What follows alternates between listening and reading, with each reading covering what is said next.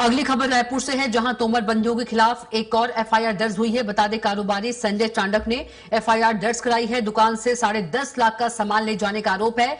पैसे मांगने पर दुकान बंद कराने की धमकी देने का आरोप है। पुलिस ने आरोपियों पर अपराध दर्ज कर लिया है।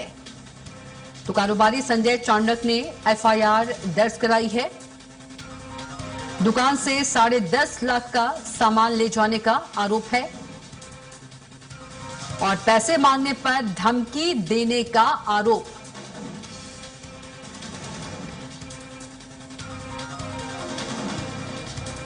तो पुलिस ने आरोपियों पर अपराध दर्ज किया है। तोमर बंधुओं के खिलाफ एक और एफआईआर दर्ज हुई है। कारोबारी संजय चांडक ने एफआईआर दर्ज कराई है। तो तोमर बंधुओं के खिलाफ एक और एफआईआर दर्ज हुई है। बता दें कि दुकान से 10.5 लाख का सामान ले जाने का आरोप है। तो पैसे मांगने पर धमकी देने का भी आरोप है। तो रायपुर से आपको खबर बता रहे हैं, तोमर बंधुओं के खिलाफ एफआईआर हुई है। और इसी खबर पर ज्यादा जानकारी के साथ रायपुर संवाददाता दिलीप साहू हमारे साथ सीधे जुड़ गए हैं।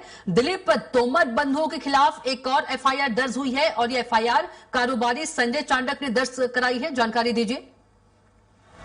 लेजिस्लेटिव ड्राफ्टिंग में जी बिल्कुल कविता, बता दें कि हिस्ट्री सीटर सूदखोर तोमर बंधुओं के खिलाफ एक और बड़ा मामला दर्ज हुआ है। एफआईआर, ये 8वीं एफआईआर है उनके खिलाफ। देवेंद्र नगर निवासी कारोबारी ने देवेंद्र नगर थाना में रिपोर्ट दर्ज कराई है संजय चांडक ने, और उनका पर्दे बेडशीट का काम है।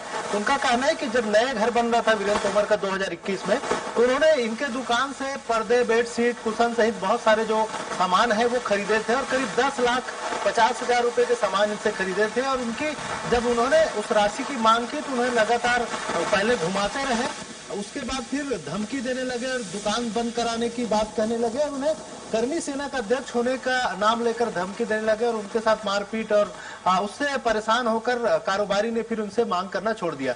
अब जब पुलिस लगातार अलग अलग मामले पर उन पर कार्रवाई कर रही है तो उस व्यापारी के भी हौसले बढ़े और उन्होंने भी आकर इस पूरे मामले का एफआईआर कराया है। और लगातार जिस तरह से मामला आए हैं कविता, उनके खिलाफ, इन दोनों बंधुओं के खिलाफ, वीरेंद्र तोमर और रोहित तोमर, वीरेंद्र तोमर तो गिरफ्तार किए गए हैं, ग्वालियर से जेल में है, लेकिन रोहित तोमर अभी भी फरार है। उनके खिलाफ भी पुलिस ने इनाम भी दर्ज किया है, इनाम भी घोषित किया हुआ है, लेकिन अभी भी रोहित तोमर फरार है और इनके खिलाफ लगातार मामले सामने आ रहे हैं। जिस तरह से जो मामले आए हैं अभी तक जो देखा जा रहा है, सूदखोरी का इनका आलम यह था कि किसी को 2 लाख रुपए देकर उनसे 12 लाख रुपए वसूल लिए, किसी से 12 लाख देकर उनसे 52 लाख रुपए तक वसूल लिए हैं। ऐसे कई मामले सामने आए हैं। इसके अलावा उनके खिलाफ अपहरण, धोखाधड़ी, हत्या के प्रयास जैसे भी मामले दर्ज हैं और दर्जन भर से अधिक मामले अलग अलग थानों में दर्ज है, पुराने मामले।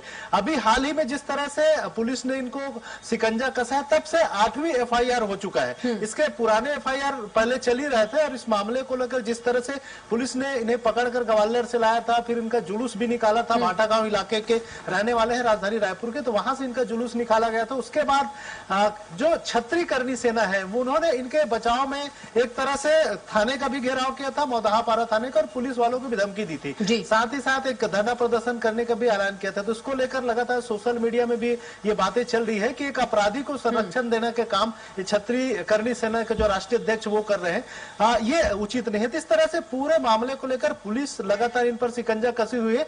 और जिस तरह से कई ऐसे और मामले होंगे जो लोग सामने नहीं आते, क्योंकि उनके खिलाफ बहुत सारे लोग जो सीधे तौर पे उनके पास सबूत नहीं होता पैसे देने का। बिल्कुल आपने सही कहा दिलीप कि कई मामले ऐसे हैं जो सामने डर के कारण नहीं आ पा रहे, क्योंकि यही जो मामला है शायद 2021 की घटना है और जो पीड़ित है वो डर रहे थे लगातार जिस तरीके से तोमर बंधुओं को धमकी दी जा रही थी, लेकिन अब वो सामने आए हैं 2021 की घटना के बाद, यदि हम बात करें तो। जी बिल्कुल कविता, क्योंकि 2021 का घटना है और इस तरह से जितने मामले आए इस बीच में, अभी 8 अलग अलग मामले जो अलग अलग थानों में एफआईआर उनका दर्ज है, चाहे मधुआपारा थाने के बात करें, तेलीबांधा थाना, पुरानी बस्ती थाना और देवेंद्र नगर थाना, इस तरह के अलग अलग थाने में इनके खिलाफ मामले दर्ज है। और इसमें ज्यादातर मामले पुराने, कोई 2020 के, कोई 2021 का है, कोई 22 का है, 23 का है। और क्योंकि बहुत सारे लोग उनकी डर की वजह से सामने नहीं आ पा रहे थे, लेकिन पुलिस ने जिस तरह से शिकंजा कसा इन दोनों तोमर बंधुओं के ऊपर, उनके परिवार के ऊपर, और साथ ही साथ उनके अवैध निर्माण को भी ढहाया, इससे निश्चित तौर पे जो इनके साथ धोखाधड़ी के जो शिकार हुए हैं, पीड़ित है, वो सामने आ रहे हैं लगातार, और वे लगातार अपने मामलों को लेकर एफआईआर दर्ज करा रहे हैं। बिल्कुल दिलीप, जानकारी के लिए आपका देखना होगा और क्या हिम्मत लोग दिखा पाते।